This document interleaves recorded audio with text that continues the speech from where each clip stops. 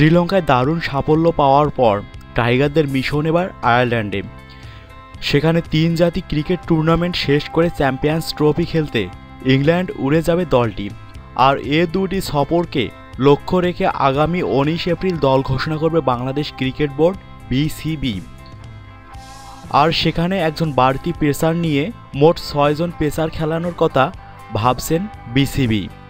বুধবার সাভারের বিকেএসপিতে বাংলাদেশ দল নিয়ে নান্নু বলেন, আমরা আগামী 19 এপ্রিল চ্যাম্পিয়ন্স ট্রফি ও আয়ারল্যান্ডে 3 জাতি ক্রিকেট টুর্নামেন্টের জন্য দল ঘোষণা করব। তবে দলে কোনো তেমন পরিবর্তন না থাকলেও কন্ডিশনের কথা বিবেচনা করে একজন বাড়তি পেসার ও একজন অভিজ্ঞ ব্যাটসম্যান দলে নেয়ার ভাবনা রয়েছে। সম্প্রতি শ্রীলঙ্কায় 5 পেসার নিয়ে গিয়েছিল বাংলাদেশ। অধিনায়ক মাশরাফির সঙ্গে ছিলেন তাসকিন আহমেদ, মোস্তাফিজুর রহমান, শুভাশিস রায় ও রুবেল হোসেন। তবে ইংল্যান্ড ও আয়ারল্যান্ডের উইকেট সিমিং হওয়ার কারণে আরও একজন পেসারের তাগিদ অনুভব করছে টিম ম্যানেজমেন্ট। সেক্ষেত্রে তাদের বিবেচনায় শফিউলকে রাখা হয়েছে। এছাড়াও পেস অলরাউন্ডার সাইফুদ্দিনকেও বিবেচনায় রাখছেন বলে জানান বিসিবির প্রধান নির্বাচক।